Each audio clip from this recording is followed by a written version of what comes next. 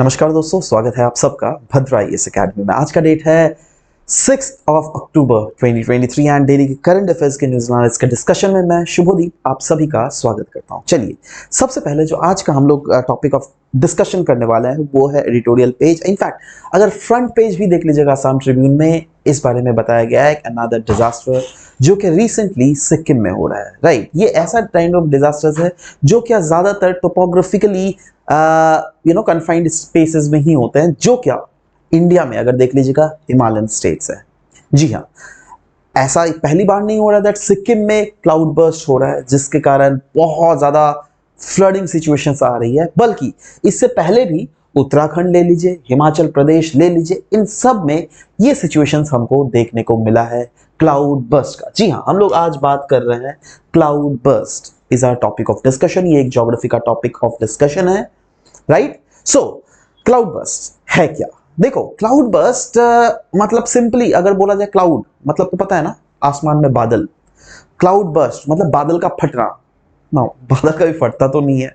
हाँ, आपने thunder storms के बारे में सुना होगा जब थंडर्स होता है, that is all together different thing. मैं यहाँ पे क्लाउड बर्स्ट के बारे में बोल रहा हूं, एक ऐसा सिचुएशन जब बहुत घना क्लाउड्स एक जगह में हद से ज्यादा बारिश हो जाती है। अब देखो, अगर ये पोर्शन आप देख रहे हो, देखो पूरा रीजन में ऊपर में पूरा बादल दिख रहा है ना, बट बादल कहां पे बरस रहे हैं? इसी रीजन में दिख रहा है ना, यही रीजन में सिर्फ बारिश हो रही है ना, समझ रहे हो? सो दिस इज अ सिचुएशन जहां पे क्लाउड, बहुत घने क्लाउड, जहां पे बहुत ज्यादा पानी का स्टोरेज है, एक ही पर्टिकुलर जगह में सारे क्लाउड्स नीचे मतलब रेनफॉल के तहत गिर जाते हैं। इसी को कहते हैं क्लाउड बर्स्ट का मैकेनिज्म। ना, क्लाउड बर्स्ट से शायद से आप लोगों को, बहुत जनों को नए नए बार भी सुन रहे होंगे दैट ओवरऑल क्लाउड बर्स्ट होता तो होता कैसे ना। आप लोग को क्लाउड का फॉर्मेशन आता है। देखो, क्लाउड का फॉर्मेशन कैसा होता है, जैसे नीचे ग्राउंड लेवल से नीचे से जो वाटर वेपर है ना, धीरे धीरे सन से जो हीट मिलता है उसको, तो उसके लिए वेपराइज कर जाता है, ये तो पता है ना। वेपराइज करके धीरे धीरे, क्योंकि उन वेपर्स के पास, हर एक वेपर मॉलिक्यूल के पास लेटेंट हीट होता है, तो वो लेटेंट हीट के कारण ही वो धीरे धीरे ऊपर जाते हैं। एक रीजन से दूसरे रीजन अगर कोई मूवमेंट कर रहा है मतलब उनका वर्क हो रहा है, और वर्क के पीछे कोई ना कोई एनर्जी तो चाहिए। वो कौन सा एनर्जी होता है? वो हीट एनर्जी होता है। नाउ आपको ये भी पता होगा दैट जब आप प्लेन एरिया से अब अबव द माउंटेन जा रहे हो तो क्या टेम्परेचर में डिक्रीमेंट होता है? जी हाँ, होता है। राइट, मतलब ओवरऑल जब आप ऊपर में जाते हो तो टेम्परेचर डिक्रीज करता है। तो जब ये मॉइस्चर लैडन विंड जब नीचे से ऊपर जाती है ना, तो क्या होता है? टेम्परेचर डिक्रीमेंट के कारण हमें देखने को मिलता है दैट कंडेंसेशन हो जाता है। दैट इज, ये वेपर जो है, वेपर मॉलिक्यूल्स वाटर मॉलिक्यूल्स में कन्वर्ट हो जाती है। राइट, तो वेपर मॉलिक्यूल से वाटर मतलब change in form from vapour to water. Right, it is called condensation. Condensation के कारण ही क्लाउड्स का फॉर्मेशन होता है। राइट, और अच्छा, क्लाउड्स का तो समझ गए, बट क्लाउड बर्स्ट क्यों होता है? नॉर्मल जो बारिश हो रही है, जैसे गुवाहाटी में बारिश अगर हो रही है, जोरहाट में बारिश हो रही है, क्या वो क्लाउड बर्स्ट है?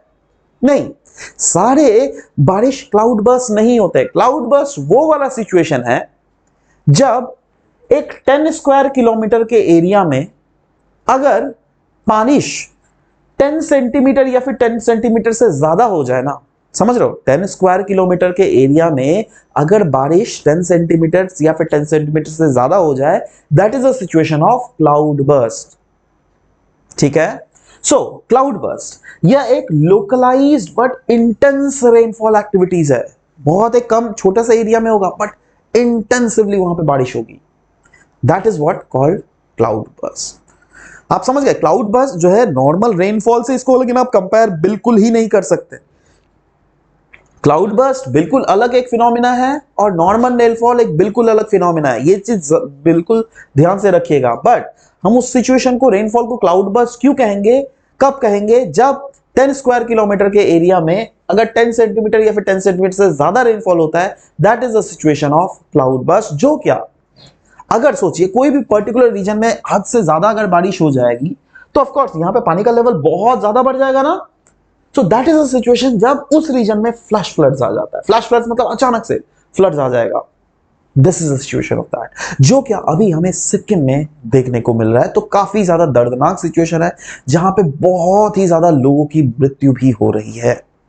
राइट, सो क्लाउड बर्स्ट का थोड़ा आपको मैकेनिज्म मैं समझाता हूं दैट ओवरऑल इसका मैकेनिज्म होता क्या है। देखो क्लाउड बर्स्ट कब होता है, जब ड्रेंज्ड क्लाउड्स क्या होता है, एक ऐसा क्लाउड जहां पर हद से ज्यादा और पानी का स्टोरेज का कैपेसिटी है नहीं। देखो क्लाउड, पता है रेनफॉल कब हो जाता है, जब क्लाउड में हद से ज्यादा वाटर मॉलिक्यूल्स आ जाता है तो क्या होता है, क्लाउड्स को संभाला नहीं जा सकता है हमारा एटमॉस्फेयर के द्वारा, तो वो नीचे गिर जाता है in the form of rainfall. But सोचो एक ऐसा सिचुएशन है जब इस क्लाउड्स में हद से ज्यादा रेन, मतलब हद से ज्यादा वाटर ड्रॉपलेट्स आ गए, अब वो नीचे में गिरने वाला है रेनफॉल, बट वहां पे लोकल फैक्टर्स के कारण क्या हो रहा है, कन्वेक्शन मैकेनिज्म हो रहा है। और कन्वेक्शन आप सबको पता होगा क्या होता है, जब भी नीचे से वार्म एयर जब मास के थ्रू ऊपर में मूव करने की कोशिश करे ना, from down level mean sea level से अप अबव द ऑल्टीट्यूड अगर मूवमेंट करने की कोशिश करे, that is the situation of what, convection mechanism, है ना। कन्वेक्शन मैकेनिज्म के कारण क्या होता है, नीचे से continuously air will tend to move up, but अब एयर मूवमेंट करने के कारण क्या होता है, ये जो ड्रेंज्ड क्लाउड्स है जो क्या बिल्कुल, अब वो मतलब जैसे ये अगर मूव करना बंद हो जाएगा ना, खट से सारा पानी गिर जाएगा। बट ये क्या कर रहा है, ये जो मूव अप हो रहा है साथ ही साथ नीचे से मॉइस्चर भी ले जा रहा है, और मॉइस्चर ले जाकर कंटिन्यूअसली वो जो फिलअप ऑलरेडी ड्रेंज्ड क्लाउड से जिसके पास मतलब और पानी को स्टोरेज करने का कैपेसिटी नहीं है, और भी वो कंटिन्यूअसली पानी वहां पर जाया जा रहा है, राइट। और एक ऐसा सिचुएशन तो आएगा ना जब ये ऊपर में कन्वेक्शन मैकेनिज्म बंद होगा, जैसे कन्वेक्शन मैकेनिज्म बंद होगा ना वैसे ही धमाधम बारिश नीचे आ जाएगी एंड रेनफॉल जो है लार्जर डायमेंशंस में रिलेटिवली नीचे आ जाएगा in the form of rainfall.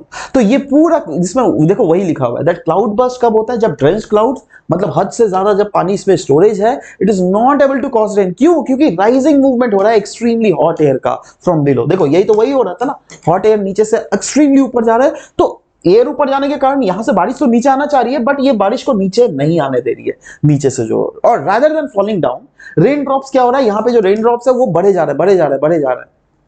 क्यों? क्योंकि नीचे से तो करंट ऊपर उसको गिरने ही नहीं दे रहा है, राइट। तो और नीचे से उल्टा मॉइस्चर को लेकर ये ऊपर जा रहा है, तो कंटिन्यूअसली इस क्लाउड में मॉइस्चर बढ़ते जा रहा है, बढ़ता जा रहा है, बढ़ता जा रहा है, ठीक है। सो this is the situation of हमारा यू नो दिस ड्रेंज्ड क्लाउड जब एक्सट्रीमली हो जाता है। एक समय ऐसा आता है जब ये रैपिड रेट में नीचे गिरने स्टार्ट हो जाता है, राइट। क्यों? क्योंकि एटमॉस्फेयर उस समय it can not hold more moisture, so it comes down as a short and very intense rainfall. इसीलिए याद कीजिएगा मैंने स्टार्टिंग में जो बोला ना, cloud burst what, intensive rainfall in any particular region. Now ये क्वेश्चन आप सॉल्व कीजिए। APSC 2023 में ये क्वेश्चन पूछा गया था। क्वेश्चन पूछा जा रहा है that when drenched clouds are not able to cause rain because of the rising movement of extremely hot current of air, it leads to which among the following. बताओ आप, क्लाउड बर्स्ट है, thunderstorm है, rain shadow region का creation, या फिर cyclone? You know the answer, नीचे comment section में लिखिएगा। एनीवेज चलिए आगे मूव करते हैं। हम लोग मूव करेंगे द हिंदू का ये बहुत इंपॉर्टेंट न्यूज, जहां पे हम लोग बात करेंगे टर्मरिक बोर्ड के बारे में। Now this is very important.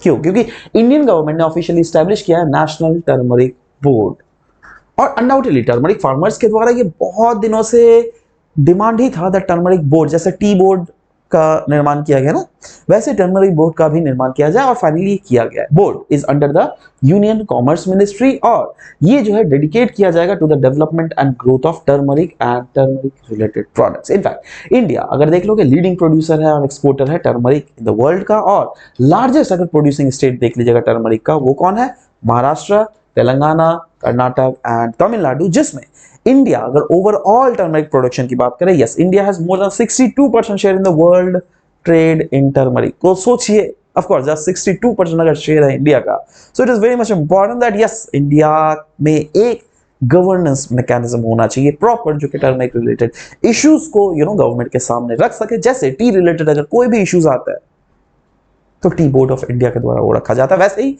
Turmeric board of India के द्वारा भी ये रखा जाएगा, राइट। सो जिस दिमाग में फिट करके रखेगा।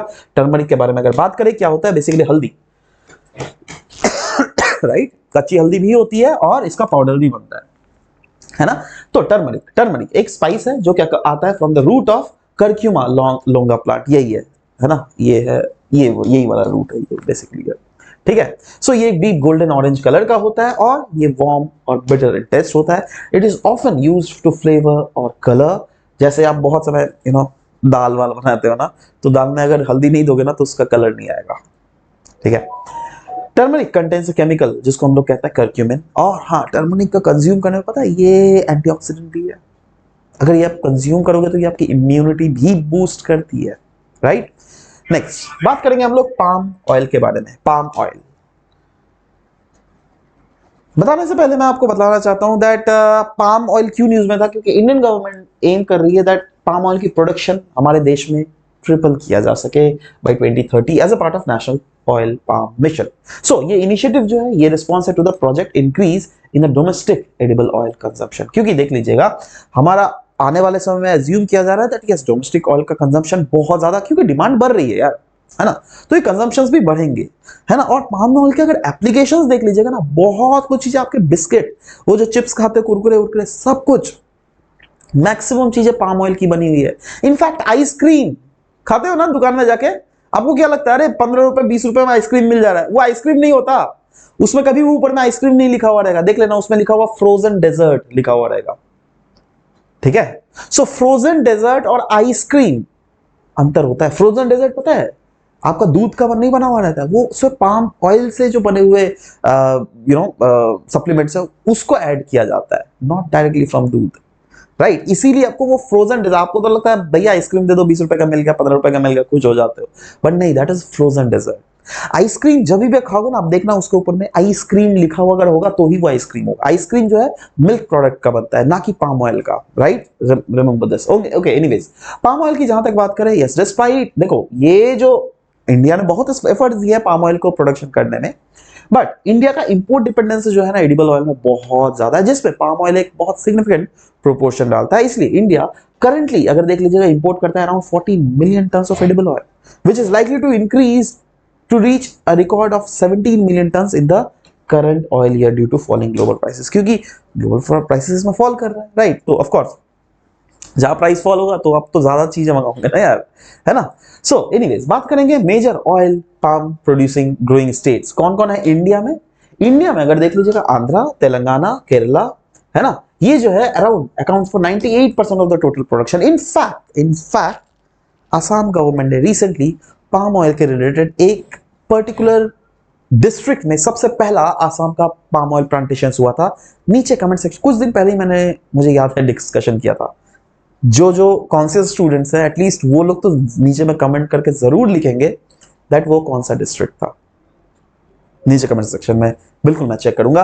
पाम ऑयल ये एक एडिबल वेजिटेबल ऑयल है जो कि कम मतलब आता है from the fruits of the oil palm tree. ये बेसिकली देखो यही है, ये है पाम ऑयल, राइट, और ये फ्रूट्स है, इन फ्रूट से ही बेसिकली पाम ऑयल को बनाया जाता है, ठीक है। और पाम ऑयल की अगर एप्लीकेशंस देख लीजिएगा, यस बहुत ज्यादा इसका एप्लीकेशन है। देखो इसका एप्लीकेशन, आप आइसक्रीम खा रहे हो, ये जो सोप होता है ना हैंड वॉश, उससे पाम ऑयल, ये कॉफी जो बनता है, ये ओरियो बिस्किट जो बनता है, आइसक्रीम देख रहे हो क्लियरली लिखा हुआ है ना, बटर क्या क्या नहीं है भाई, सब कुछ फास्ट फूड्स है ना, चिप्स, ऑयल, कोई कुकीज, डोनट, जो भी खाओगे, एनीथिंग व्हाटएवर मैक्सिमम चीजें जो है पाम ऑयल से ही हमें बनता हुआ दिखता है। पाम ऑयल एक एडिबल वेजिटेबल ऑयल है जो कि ऑफ कोर्स जैसे कि मैंने डिस्कस भी किया, and palm oil is used in food manufacturing, beauty products, जी हाँ, क्रीम व्रीम ये सब भी जो लगाते हैं वो सब भी पाम ऑयल का बना हुआ रहता है। एनीवेज आते हम लोग नेक्स्ट इंपॉर्टेंट न्यूज में। हम लोग यहाँ पे बात करेंगे कोरल रीफ ब्रेक थ्रू के बारे में। Coral reef breakthrough, coral एक बहुत अपने आप में इंपॉर्टेंट टॉपिक है जो अगर सब्सिक्वेंट स्टेजेस में देख लोगे आप, बहुत समय कोरल्स जो है पीसीएसएस में डायरेक्टली पूछे जाता है, राइट। यूपीएससी का तो बहुत फेवरेट है कोरल्स, और स्टेट पीसीएस का भी बहुत ज्यादा फेवरेट है। सो यस, अभी कोरल के रिलेटेड ही ये न्यूज है, कोरल रीफ ब्रेक थ्रू के बारे में। क्यों न्यूज में था, क्योंकि international coral relief initiative collaborate कर रही है global fund for coral relief के साथ and high level climate champions के साथ, और उन्होंने लॉन्च किया फाइनली ये कोरल रीफ ब्रेक थ्रू। ये इनिशिएटिव जो है कोरल रीफ ब्रेक थ्रू, इसका एम क्या है, इसका एम है दैट सेफगार्ड किया जा सके at least 1,25,000 square kilometre of shallow water tropical coral reef by 2030।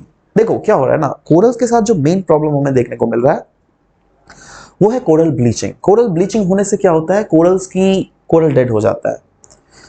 समझ लो बात। तो उस कोरल ब्लीच जिससे ना हो, जिससे कि फ्यूचर में कोरल डेड ना हो जाए, इसीलिए मेक श्योर किया जा रहा है 2030 तक हम लोग कुछ ऐसे इनिशिएटिव्स लेंगे through the coral reef breakthrough के थ्रू, जिससे ये जो शैलो वाटर कोरल्स है उनको हम लोग बचाया जा सके ना। कोरल रीफ ब्रेक थ्रू जो है 4 पॉलिसी एक्शंस के थ्रू ही इसको अचीव करने की कोशिश करेंगे। सबसे पहले तो हम लोग लोकल ड्राइवर्स ऑफ लॉस देखेंगे। देखिए लैंड बेस्ड अगर पॉल्यूशन से हमारा वो कोरल्स लॉस हो रहा है तो हम लोग लैंड पॉल्यूशन को रोकने की कोशिश करेंगे। कोस्टल रीजन में डेवलपमेंट के कारण अगर वो कोरल्स लॉस हो रहा है तो हम उसको कैप्चर करने की कोशिश करेंगे। ओवर फिशिंग हम लोग मेक श्योर करेंगे दैट कम से कम हो, राइट ना हो। Next is doubling the area of coral reefs. देखो इफेक्टिव प्रोटेक्शन मैकेनिज्म के तहत हम लोग मेक श्योर करेंगे that global coastal protection targets के थ्रू कोरल रीफ्स के जो एरियाज है उसको ज्यादा से ज्यादा बढ़ाया जा सके।